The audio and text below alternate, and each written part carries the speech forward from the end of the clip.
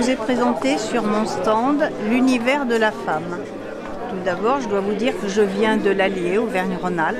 Je fais partie du club Eurofer. Je suis vice-présidente du club et je suis également cofondatrice d'un musée du lavage et du repassage de Verneuil-en-Bourbonnais dans l'Allier.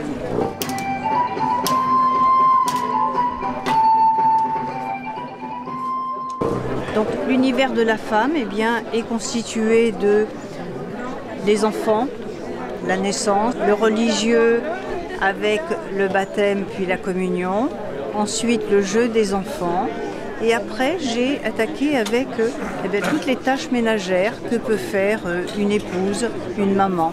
Nous avons la cuisine qui est faite à partir de cette petite cuisinière ancienne qui est tout à fait remarquable. Ensuite, nous avons le repassage avec la reconstitution d'une scène de repassage. Ensuite, j'ai prévu la toilette. Donc la toilette avec le déshabillage, avec la grande sœur qui va laver au baquet son petit frère. Aussi une scène de toilette. Et puis le lavage. Donc le lavage au baquet. Qui auparavant le linge a bouilli dans la lessiveuse, des lessiveuses que nous avons vues chez nos grands-mères.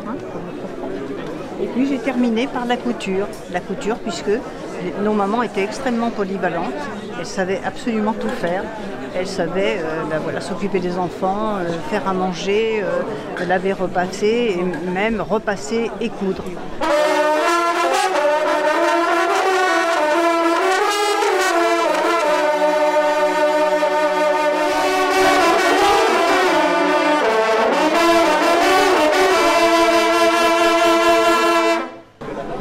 Je voulais vous présenter le chapeau typiquement bourbonnais qu'on appelle le chapeau à deux bonjours. Les groupes folkloriques disent le chapeau à deux biches, biche devant, biche derrière. Donc ce chapeau a la particularité d'avoir un grenu qui est différent suivant le village dans lequel il était porté. Ce chapeau suivant la couleur, on savait s'il appartenait à une jeune fille, à une femme mariée ou à une veuve. Donc c'est un chapeau typiquement bourbonnais, c'est pour ça qu'à chaque exposition, j'aime le présenter parce que c'est véritablement l'histoire de ma région.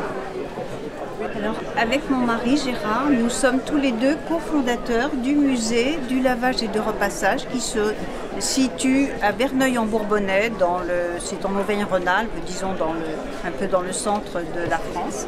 Ce musée est un musée désormais municipal et il abrite la collection qui à l'origine était une collection privée qui a été donnée à la municipalité par les héritiers.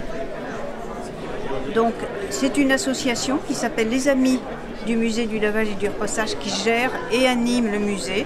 J'en suis la présidente, mon mari est dans le conseil d'administration et nous ouvrons ce musée de mai à septembre.